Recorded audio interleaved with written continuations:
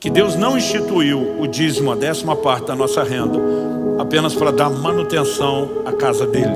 Na verdade, nós precisamos entender que eles têm a ver com uma consciência. Os números na Bíblia têm um significado recorrente, repetitivo.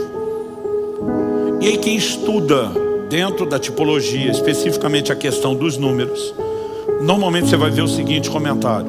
Muitos deles falam assim: é difícil dizer com precisão o significado do número 10. É difícil determinar se o 10 é um número de prova ou de juízo. Porque a indecisão, eles dizem, Deus deu 10 mandamentos para provar o seu povo, mas Deus deu 10 pragas para julgar os egípcios. O que essas coisas têm em comum? Ambas foram dadas no contexto de redenção. A saída de Israel do Egito é a maior figura de redenção que você vai encontrar no Antigo Testamento. Todo mundo estava debaixo da tirania de um senhor que os escravizava, Faraó, que representa a escravidão que eu e você vivíamos debaixo da autoridade de Satanás. Deus tira o povo da escravidão quando? Na noite, Êxodo 12, em que o primeiro cordeiro de Páscoa foi imolado. Qual o paralelo disso? Paulo escreve aos Coríntios e diz: Cristo é o nosso cordeiro pascal. Cristo está para nós como o cordeiro da Páscoa estava para eles. Eles tinham que pegar o sangue daquele cordeiro imolado e colocar nos umbrais das portas. Isso não fala só da aplicação de fé, né, de tomar posse de algo pela fé, mas fala de um anúncio de redenção. O sangue era a moeda de transação dessa redenção.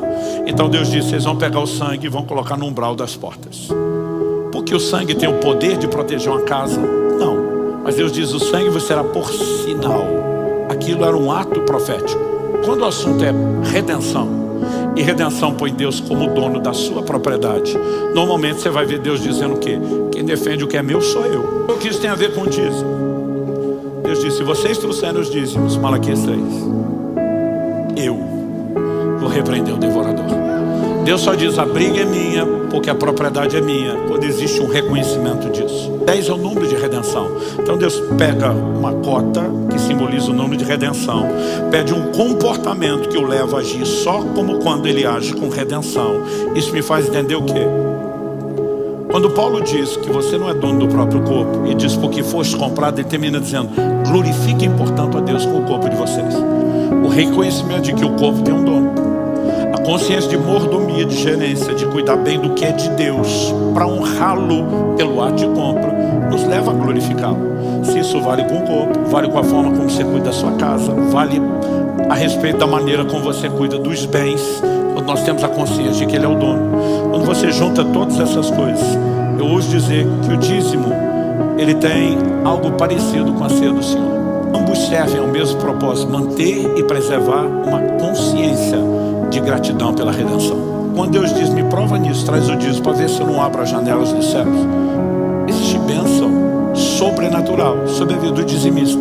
E Deus está dizendo: me põe à prova. E tudo o resto eu disse: só me obedeça, não questiona. Nisso ele diz: me põe à prova e vê se não funciona.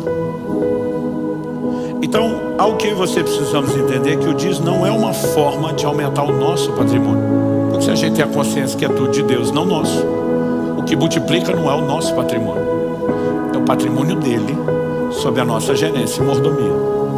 Então o dízimo está mais além de expressar e celebrar a redenção. A bênção que vem dele, ou a ausência de bênção que provém da não fidelidade nele, está muito mais para um teste de fidelidade. Jesus disse: quem é fiel no pouco vai ser fiel no muito, mas quem é fiel no pouco vai ser fiel no muito, porque a fidelidade no pouco nos promove para o muito. Como? Não é Deus multiplicando o seu patrimônio, é Deus aumentando ou ampliando a sua mordomia, porque pode confiar em você.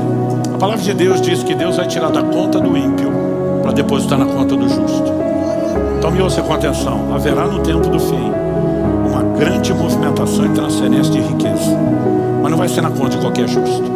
Deus está treinando, preparando e forjando mordomos fiéis, a que Ele possa confiar recursos que vão financiar a maior colheita de almas de todos os tempos. Então Deus está procurando os bons mordomos, a que Ele possa ampliar a mordomia.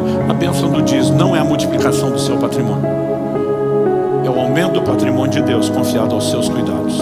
Se a gente não tiver a visão correta, nós não vamos a lugar nenhum.